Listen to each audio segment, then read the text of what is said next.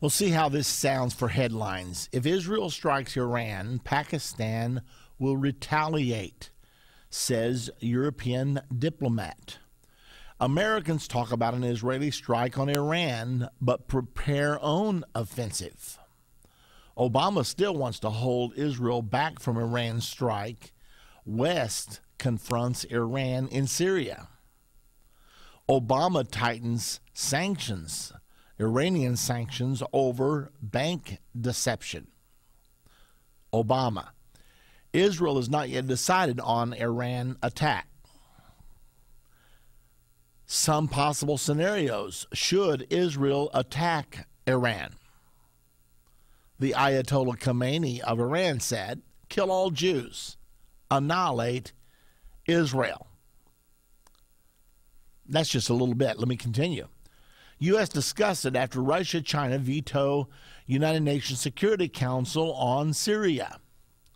Russia vetoes anti-Assad UN motion after preparing special forces for Syria. U.S. discussed it at Russia, China, UN. I guess we already read that one. Continuing on, clandestine Western Arab operation for Assad's ouster revealed. Assad sends hit squads after top Lebanese officials. U.S. seeks new alliance outside UN to hasten departure of Syrian leader. So, now, where did all those articles come from? Oh, they just showed up over the weekend. I mean, that was just over the weekend. It's absolutely astounding when we see what is going on in the news today. So, Jesus said, Matthew 24, the disciples had asked him, what will be the sign of your coming and the end of the age?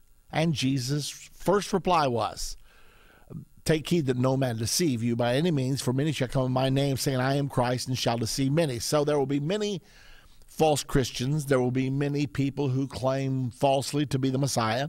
But in addition to that, Jesus said, and you shall hear of wars, rumors of wars, earthquakes in different places. So are we in that time right now? It's a big question. It's an important question. Now, the answer is yes, we are in the time, because Jesus went on to say, but the end is not yet. And that's exactly where we are right now. We're hearing of wars. We're hearing of rumors of wars. We've got tsunamis. We've got earthquakes in different places. So we're there right now, but it's not quite time for the end. How will we know when the end is actually here? Well, there are some specific signs given later on in the chapter, in the Matthew 24 chapter, where Jesus gave all these prophecies about the events that would precede his second coming. He talked about the abomination of desolation, which will appear on the Temple Mount. He talked about the resumption of animal sacrifice. He talked about the people of Judea, the Jews in Judea, being endangered, having to flee for their life. And then he talked about the beginning of the Great Tribulation. So when you talk about the abomination of desolation on the Temple Mount, you're talking about the status of the Temple Mount. Before the abomination of desolation occurs, there will be a peace agreement struck between Israelis and Palestinians with international community participation. When this agreement is struck, it will allow for the building of Israel's third temple on the Temple Mount beside the Dome of the Rock without disturbing the Dome of the Rock. It will allow for a sharing arrangement on the Temple Mount.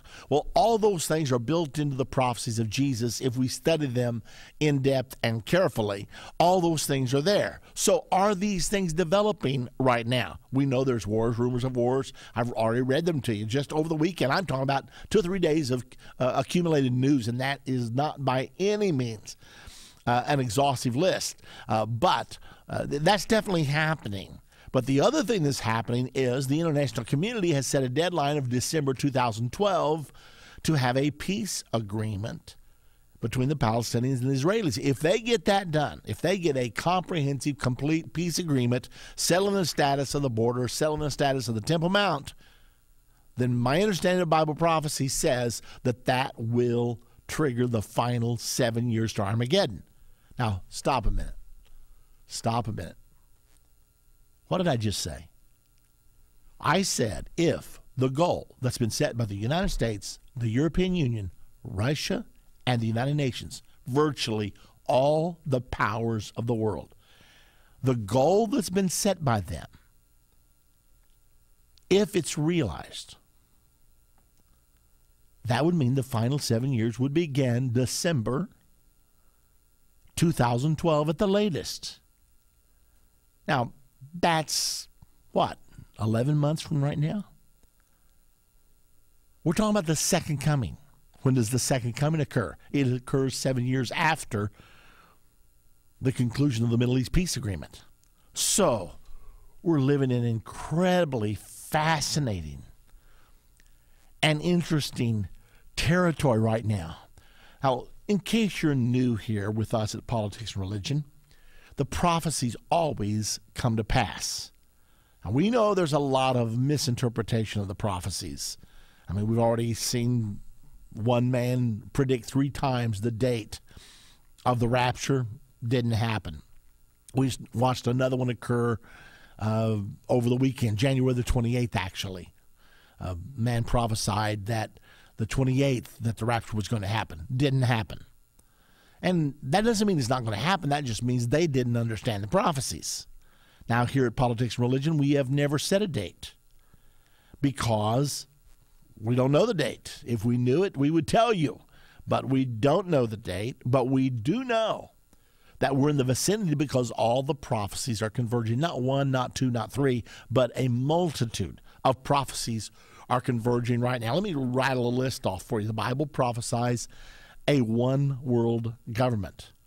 We're watching the process of globalization right now, leading us toward a one-world government. We're watching everything being done multilaterally through the United Nations. We're watching a president that refuses to go to Congress for approval of military action against another nation, but he is very careful to go to the United Nations for approval. Now, what's that tell you? That means he considers himself part of a world governmental system, not the government of the United States of America. Now, it's not just him. Others before him have been internationalists as well.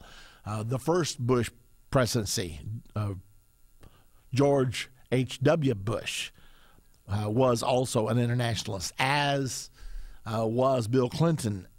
So we have seen down through the time, all of the presidents are moving in this direction because it has now been bought at the highest levels that the day of the nation state way of ruling the world is over, and that the way to peace and security is a one world government system. It's wrong.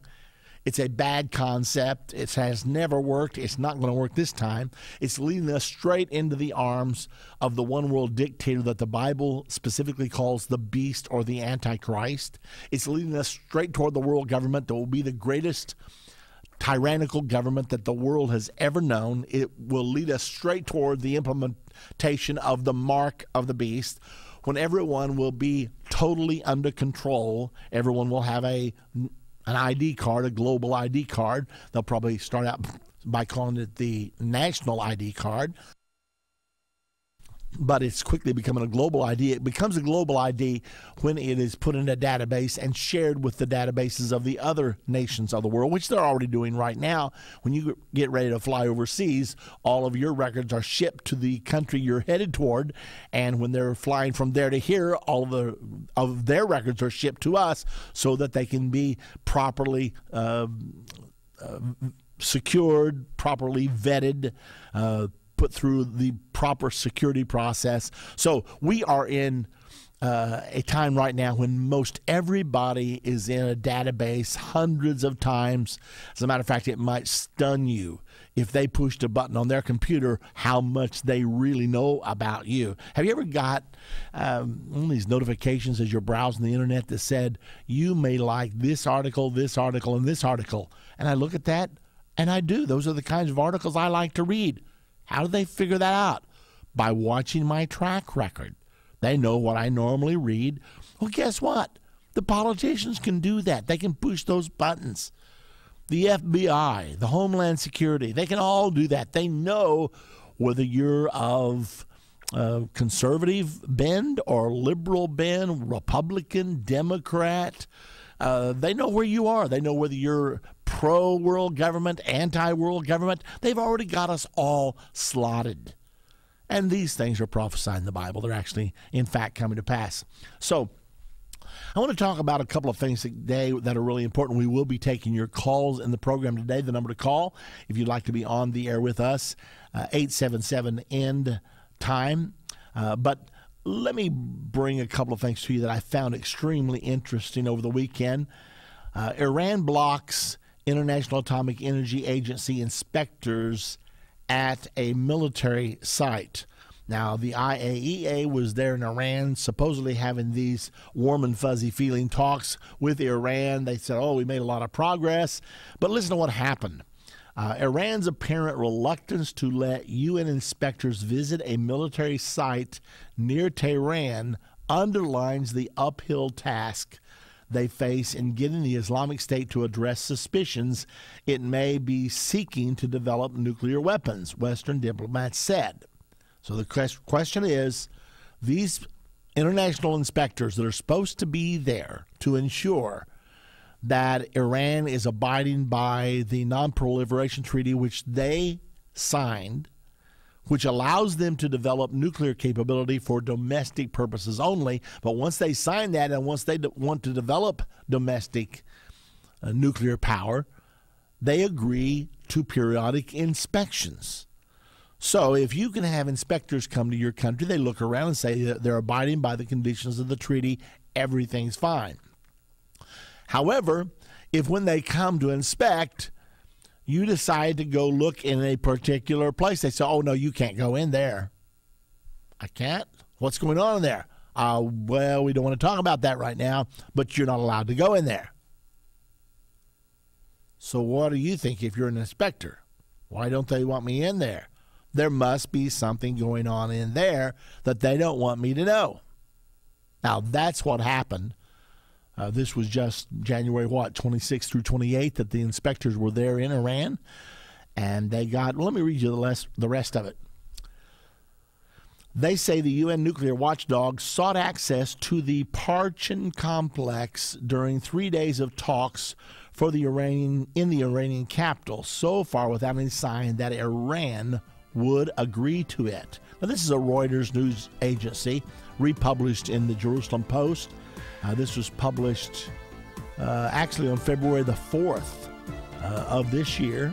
So the title of the article is Iran blocks IAEA inspectors at military site. Okay, but they're not developing nuclear weapons. Don't worry about that.